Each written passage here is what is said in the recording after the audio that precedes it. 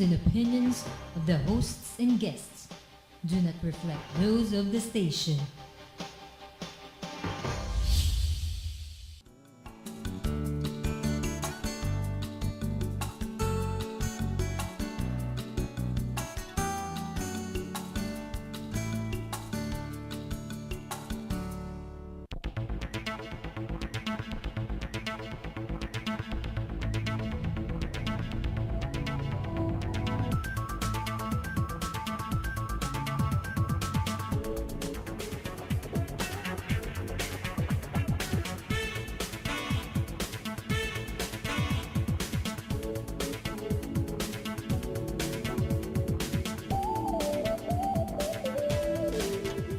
Good evening, everyone, and welcome to another episode of Opinion Leaders. And of course, this topic of ours and my guest couldn't come at a more timelier moment as we are experiencing many natural calamities. Of course, the most recent being Super Typhoon Yolanda. So our topic for this evening is Tsinelas mission, and with the theme of To Glorify God, with two very special guests, Mr. Joseph Imperial, the founder of Tsinelas Mission, Good evening. and Ms. Teo Nino, of course, the co-founder of Tsinelas Mission. So good evening to both of you, and thank you very much for joining us this evening.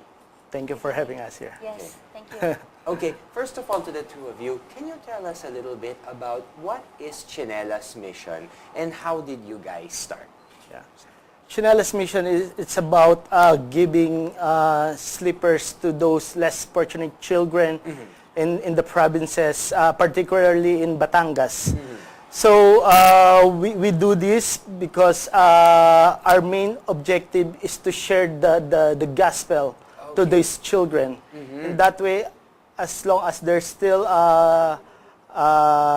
little, they would know the Word of God. Okay. Yes. And Teo, how did you guys start, and what inspired you to put this thing together?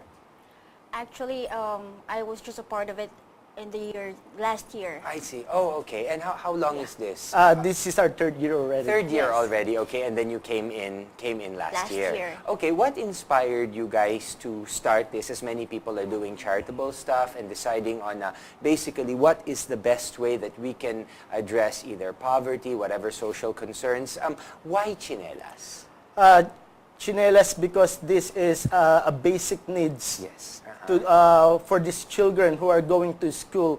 Instead of wearing a shoe, a regular shoe, they wear flip-flops or Right. tsinelas to go to school. Uh-huh. So this started way back 2009. I saw a magazine show by Corina Sanchez. Yeah. She's ano siya, 'di ba? Siya yung kumbaga siya yung nag-inspire sa inyo nito. Okay. Yes. So when I saw it, 2009, I said to myself, oh, it's a really good thing to do what Corina did to these children. Right. So sabi ko sa sarili ko, I could do this. And that's it. And way back 2011, I watched it again when I was in Louisiana. And I said to myself, this is a real good thing to do. So I believe God put it in my heart to do this mission.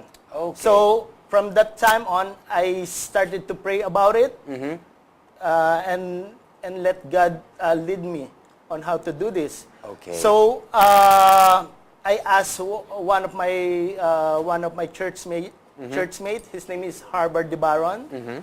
He's a founder of Few Happy Events Foundation. Right.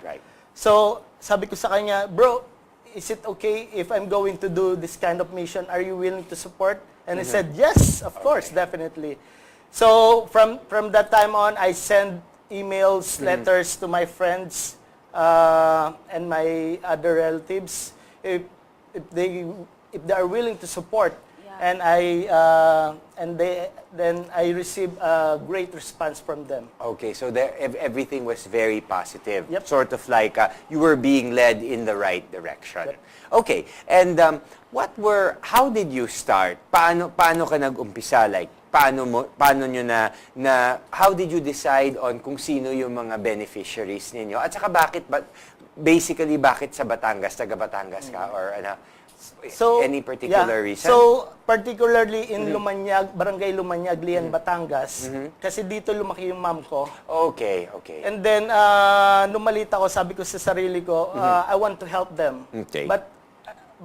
But how? Yeah, hindi mo alam at Hindi that ko time alam kung at that paano. time, yeah. Tama, okay? So, sabi ko, magkaroon ng mga livelihood projects and those kind of things. Pero sabi ko, I don't have funds to do that. Right. So, when I watch Corina, nagbibigay siya ng tsinelas, sabi ko sa sarili ko, I can do this on my own. Right. So, from that time on, nakita ko kasi kung papaano ang naging buhay nila. So, basically, pag wala silang huling isda, wala silang makakain. Right. And then, uutangin pa nila yun sa tindahan. So, kung wala silang pambili ng pagkain, wala na rin silang pambili ng tsinelas or school supply na kailangan nila. At minsan naririnig ko na minsan hindi sila pumapasok kasi wala silang pambili ng school supply. I see. So at least eto, napakasimpleng bagay, no? Sabihin lang natin tsinelas lang ito, but it sort of like symbolizes a very simple but useful necessity. It allows you to go from one place to another without basically harming your feet, di ba? Which is you get a lot of mileage from that. Okay. And how did you start the production? Like for example, saan kayo sino pa ang kasama ninyo dito? Actually, most of yung mga kasama niya sa church, yung kasama dito ni Joseph sa Victory the 4th. Okay. Most of I our see. volunteers are from Victory the 4th. Okay, so basically kayong mga churchmates, VCF, right? VCF. And basically you put this thing together. So how did, where do you get the tsinelas, for example? At saka how many of this do you give out? So, ang total number, itong pinaka-latest namin, Lumanyag Elementary School, may population siya na 490 students. Okay. From kindergarten till grade 6. So lahat ng estudyante meron silang tsinelas. Oh, wow. Meron silang tsinelas. And aside from tsinelas, this year nakapagbigay kami ng mga school supplies and then 1 kilong bigas sa bawat Wow, estudyante. nice. And I think also from our common friend, Steven, no? Steven, Steven, I know that you guys had some sort of an event or some sort of something that happened a couple of weeks ago, a couple of weekends ago. Tama ba yun? Or is it just going to happen still where you're going to give slippers? That happened last Sunday. Yes, last November Sunday. Teo, 17.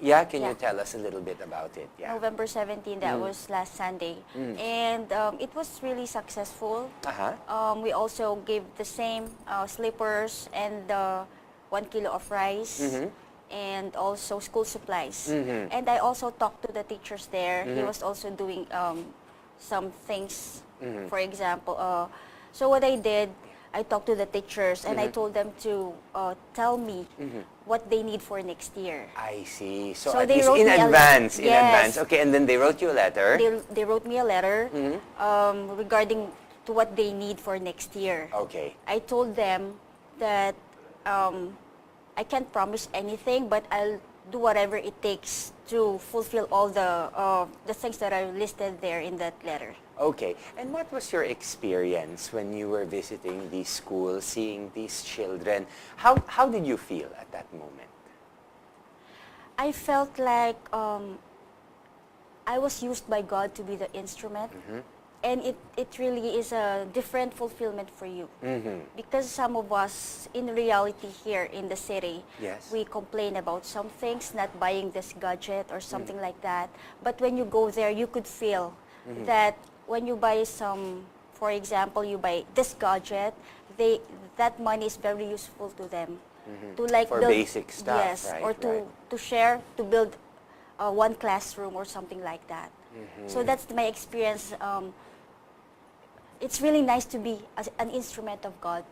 So To you help felt other people. going back to the very basic, wherein yung para bang what really matters is the necessities in life rather Yes. than these extras that, to be honest, many people can do without, right? But then because, of course, we live in this type of a world now and we're evolving in any way. Actually, I think when I was younger, I couldn't even imagine what the world is gonna be like at this point. Pero over here on our screen, as we can see, anong nangyayari dito ngayon, Joseph?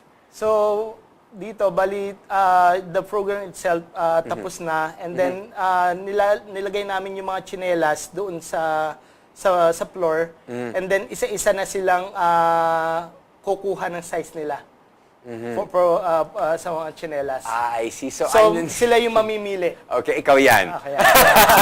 Sige. Tapos, pagka nakapili na sila, yun na yun. Of course. Pag nakapili na sila, babalik sila sa room nila at kakain naman sila ng arroz caldo. Tapos nakaano rin kami ng isang insesto and then isang inipit. Okay. So, pantawid gutom lang. I see. For that event. In the same time, at least malaman na yung tiyan nila. Okay. Pero ikaw, no, basically kayong dalawa, with what you've experienced, what do you think? Paano nyo madidevelop pa itong, of course, you started this Tsinelas mission, and then you're very much inspired by it. How do you think you would evolve? Ano pa ang idadagdag nyo dito? Ano pa ang mga gagawin ninyo at this point? Lalong-lalo na, of course, we're facing this disaster of Typhoon Yolanda. Diba? At saka ang dami-daming tao who have been affected by this. I mean, for me, more than anything else, it's more of the realization that you can work really hard to establish so many things in a lifetime, taking you a long time to build stuff. But when it's taken away from you, all of these years of effort can be taken away in a moment. Yeah. So this brings you back to the realization that everything is temporary and everything is on borrowed time. So with all of this coming up, what are any new developments or any new things that you guys are planning? Yeah. I believe yung edukasyon ang siyang isang bagay na hindi mo pwedeng nakawin sa sinuman. Okay. So, actually, ang nag-usap nga kami ni Teo, ang gusto naming mangyari is maging legitimate na tong Tsinelas mission, maging isang NGO, non-organization, non-government organization na the same time i-register namin sa SEC. In that way, if we could ask the company to support us, it would be legal. Okay. Legal. And you would be able to reach out to more people. Yes. Okay. And right now, are there any, of course, other than your mother's hometown in Batangas, are there any other areas that you guys are planning within the next couple of months? Or when I posted the pictures in my Facebook, I received a lot of calls. And I have my uncle in Saudi. He told me that he's gonna support us for next year. Okay. So he's getting funds now from his friends in Saudi. Okay. And then I told him, I haven't told him about it yet. I'm planning to have a back-to-school Tsinelas mission. I see. That's nice. That's nice. Yes. So that is before, let's say, all of these kids start school. Yes. Meron na May silang pupunta na or kayo before doon. June. Yes. I see, before June. Eto na in the coming year, 2014. So, paano mo ipaplano ito, Theo? Okay. Tsinelas mission kasi is always last quarter of the year. So I was thinking na pwede naman ng ganitong, yun nga, yung back to school. And then, someone also suggested to me, puno na daw sa ibang network yung mga relief goods. Okay. So, this other friend of mine called me earlier. Suggest niya sa akin, she suggested that she has like 3,000 bottles of water. Okay. So, sabi niya, I'm just gonna give it to you. Because, Parang hindi na nila kailangan saturated na doon, parang ganon. Okay. parang sabi niya, total, I could see naman that your project is so, yun nga, Effective. effective. And So why not do it? And then gusto niya mag-tie up. Kasi siya, Okay. parang she just donates. Okay. Eh gusto niyang i-tie up sa Tsinelas mission. Because meron talaga itong theme, meron Yes. talaga itong mission. So kumbaga, with the two of you guys going together, you can reach out and let's say give more of the basic needs of our less fortunate brothers and sisters. Okay. And is there any particular areas that you guys are targeting? Meron bang areas that is close to your heart or meron kayong plano? may mga suggestions sa akin, na yun nga, nung pinost ko yun, may maraming calls. Cavite, Bulacan, and one other friend told me Tugigaraw. Tugigaraw. So parang lumalaki na yung, Yes. I'm so happy about it na because of yung ginagawa namin, maraming aware. So maganda talaga pagka nakakatulong ka sa tao. And it inspires you in a different way, right? Yes. Joseph, ikaw, how has it changed your life? Iba eh. Sa totoo lang, napakahirap mag-organize. Okay, it is. It's Yeah, true. it is. Very That's true. the In anything. In yeah, anything. That's yes. the reality. That's reality. But the way I look at it, when they said, ay, salamat sa Diyos, tumataba yung puso ko. Yung tumataba. In that way, na naalala nila ang Panginoon, at the same time, nag-glorify ang Panginoon dun sa pagsasalita. And then, there's a hope sa mga tao na to na ano nila na may pag-asa tayo na from mahirap pwede tayong umasenso, pwede tayong yumaman, and we could fight poverty about it. Actually, it is just really a symbol of a beginning, di ba? Let's say you have nothing, you're given the basic things.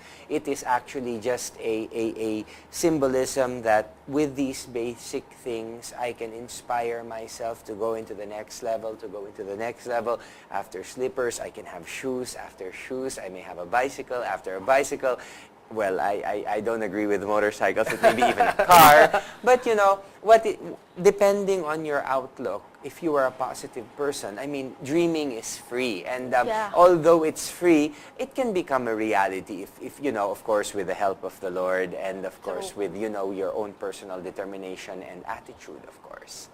Actually, William, before we started the mission, nagkaroon ako ng heart na magpatayo ng school. Wow! So ito yung talagang goals mo. That's my faith. Okay. Yeah. And I believe it will come. Okay. It will come to pass. Okay. It will come to pass. Sige, so let's talk more about those hopes, dreams, aspirations, and future plans, of course, when we return from our short break. Opinion Leaders will be right back after these messages. Don't go away.